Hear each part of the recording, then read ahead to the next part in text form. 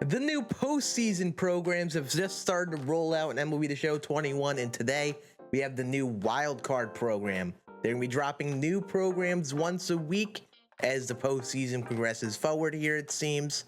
And the cards that we've gotten today, just in the wild card series, look really good. These postseason cards are definitely going to be very fun, and these programs are very exciting. So let's go through the program and the cards that we got, break down how you can complete it for yourself and what will likely be the best way to go about doing it, and review the cards and see where they have a spot on your team if you're someone who's looking for some new cards. Let's get into it.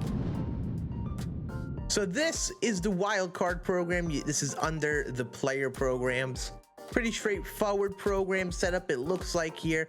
You progressively work your way down towards the 99 Chris Taylor. To go through the cards, first we have the 98 Tommy Edman, which looks like a very solid second base option. The contact looks solid.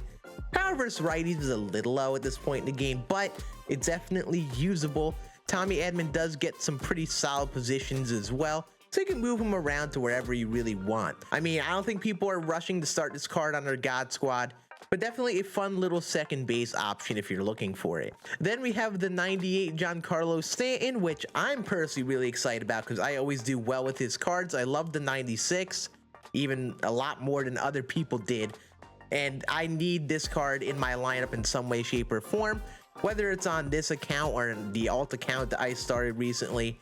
This card needs to get some playing time for me. That 107, 104 contact is pretty solid.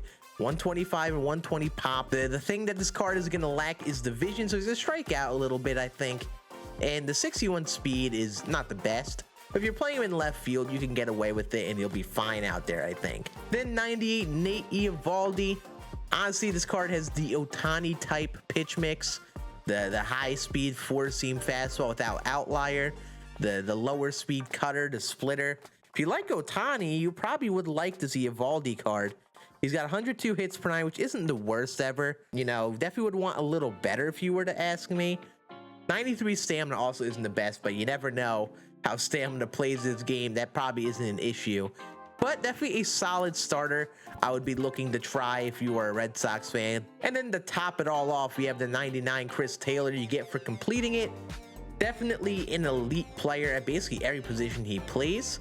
I probably wouldn't play him much in the outfield just because of how many good players we have out there, but if you use him at like second base or shortstop, this card is going to be like an S tier player at those positions just because of how many options you have.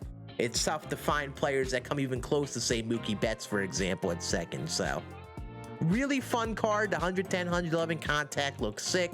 125 power versus righties, which in this game right now a lot of right-handed starters exist. Definitely really good. 103 power versus left is also solid as well. Again, like Stanton, that vision is a little low. He may strike out a little bit, especially on the higher difficulties, but that's the only like potential downside of this card. He'll have gold fielding at least everywhere. If you use him in left, he'll have diamond after a couple parallels, but I don't picture most people using him in left. A nice versatile card like that Tommy Edman to add to your team. So to complete the program, there are multiple aspects to it. It's like the Field of Dreams program a bit. You'll see some parallels to that if you played that earlier in the year. You have the Conquest map, which seems very short. 4 teams. The map isn't much to conquer. I don't think this will take long than like an hour for me, I would think. So very straightforward Conquest map there. I don't think anyone should have any issues with. I would definitely recommend doing that, at least for the packs. Then you have your missions, your moments. Whoa, get those mixed up all the time. And as you see, they're 4 stars apiece. They're very short. None of them are very long. The only ones that are kind of longer are these strikeout ones, which 5 strikeouts and 8 strikeouts shouldn't take any longer than like 6 innings. So really not bad moments. The only ones I could find that may be a little difficult, potentially the Chris Taylor home run, just because in LA, I feel like the ball dies there. You know his card looks solid.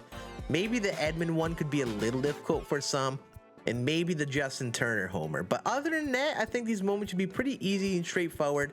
I don't picture many people having issues with them. Then we have our missions. So you could use the players you get in the wildcard program on the way up to do the missions, but you don't have to do that. You could just tally hits with players on these teams. I would suggest doing this in the Conquest map. You complete these once, they'll give you 20 stars. You have the Conquest that gives you 25, they'll give you 45, plus another 32. That'll get you all the way up to 75. And that's probably the best way to go about it. Do the Conquest, stack your team with the Yankees, Red Sox, Dodgers, and Cardinals. And I would just complete those Conquest games. Try to complete as many of these missions as you can. You definitely can do like one of these per game.